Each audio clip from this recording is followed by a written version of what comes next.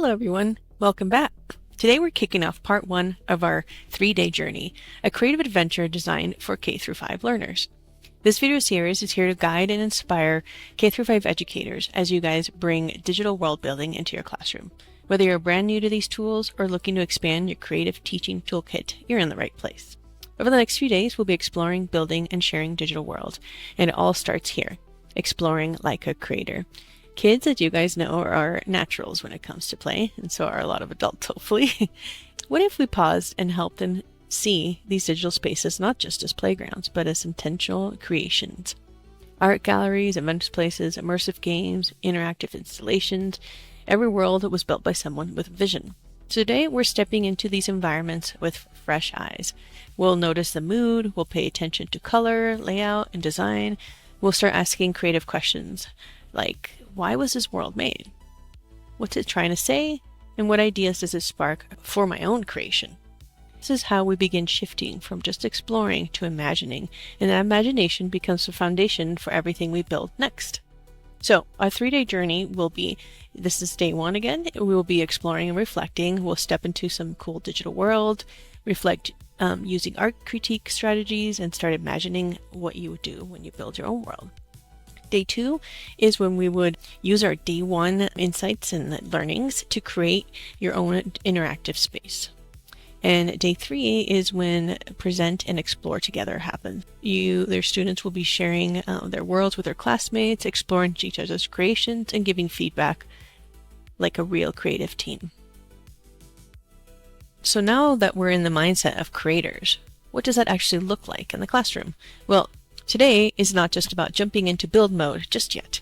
It's about slowing down, stepping into a space someone else made, and starting to notice things that might have gone unseen at first glance, like the shapes, the colors, the vibes, the questions it sparks. Because before we can build something original, we have to tune in into what makes a space feel the way it does. You don't need to have any fancy tools today, no coding, no editing, just curiosity and a little structure to help guide that spark into something cool. So here's how to set up the stage. So you can start by loading up 1 or 2 of curated Hyperfy worlds on your projector or student devices. These are going to be your launch pads.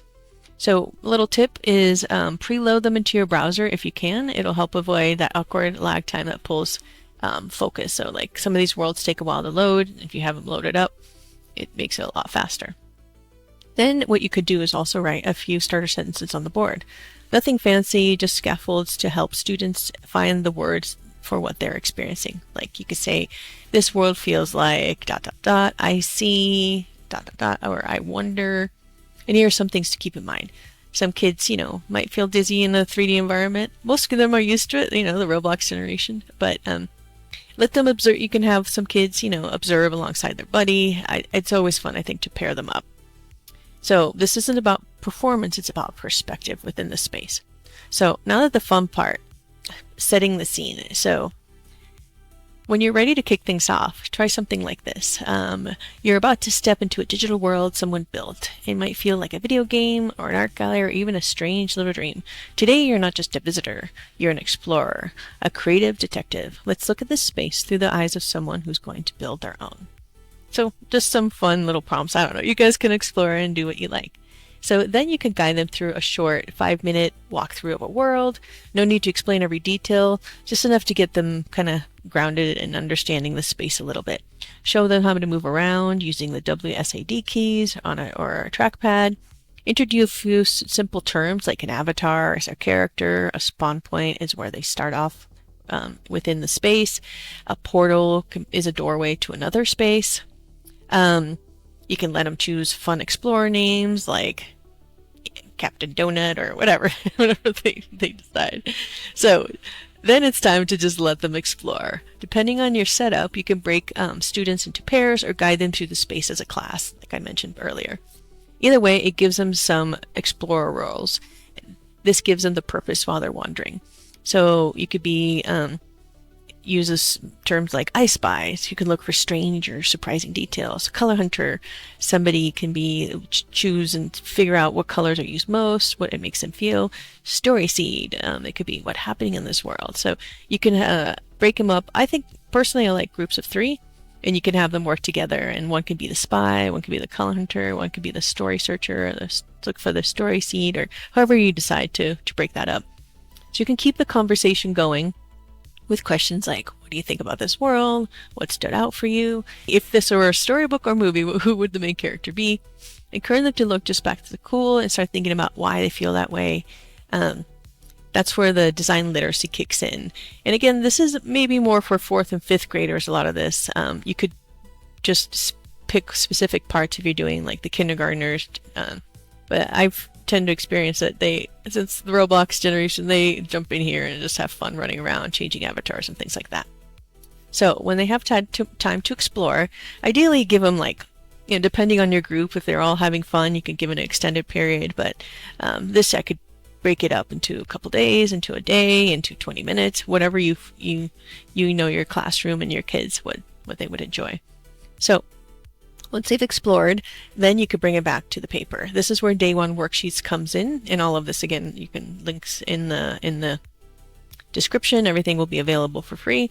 It gives students a chance to reflect and start their own creative ideation. Again, this is a little bit more for 3rd, 4th, 5th maybe, and depends again on your kids. You can make a simpler version of the handout that I have for you as well. So on that handout, they can draw their favorite scene from the world, circle 3 mood words on the handout to describe what they feel, start jotting in ideas for their own world, and that's where you can kind of start bridging into day 2. And since we're using the Ulu cards, you can use the Ulu cards as a prompt. You can hand out the Ulu cards or open up, I have it on the Notion doc here. You guys can see, open this little tag. You can have them look at that as well and choose a card from there. And you could ask them to, use that card to inspire. If you were to do a world based on this card, what would the world look like? Would it have a guide? Could it be a guardian, a trickster? So they can describe, they can draw and describe it both. And what matters to them is just start to kind of like ideate to create. But having that Ulu card is kind of like that foundational element is fun and useful too. So some students who finish early, you can invite them to, let's say, add something they would improve on the world they explored. Like, oh, I went to this world. Oh, I wish I'd had that. Oh, I went to this, I experienced this. I wish they connected that. I'm sure they'll start seeing things that other kids don't see, and it's really fun to hear what they have to say about that. Or another fun thing they could do is they can write a note to the original creator. Dear builder, I really liked, and then that would be a fun thing that you could have them share with the group as well. So for the final part, you could do a warm-up and a class reflection. Now it's time to kind of bring it all together. You can gather the students, invite them, a few of them to share, let's say, the drawing they made, a mood word or feeling, a world idea they got excited about, especially with the Ulu card ideation part. They can just, share whatever they like. And again, the more you do this, the more ideas they'll have. And it's, I've been doing this for building words for a long time, and the more I play, the more I do this for my own creative, I go into worlds, I get ideas. So this is something that I've had a lot of fun with, so hopefully you'll see that either excites them or what worlds worked better. There's some that's going to be really funny and silly and all that kind of stuff. Anyhow, so again, back to the wrap up and class reflection.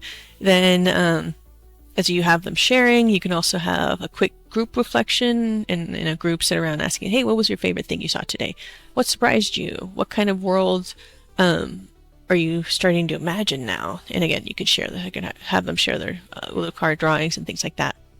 And you can leave them with like a little final teasers, like next time we come together, we're going to start using fun tools to build some models and kind of like start building our own world. And yeah, those resources, you can kind of show them. You can open up, let's say, Meshi, you can open up the different worlds I have linked here, Luma, you can open up Poly Pizza where you can just download things and drag and drop and have fun with that aspect of it. So let's see. So some classroom management tips for you guys. So one thing that could be fun for you to do too, especially the older kids, you can have the students lead the walkthrough if you're comfortable, and that would be kind of fun, having them be the leaders of that part. And if you're short on devices, again, you can use a projector and have them walk through. But it would be fun. Maybe once you've done this once, you can have a kid be like, who wants to be the leader today? Can lead them through the students through that walkthrough.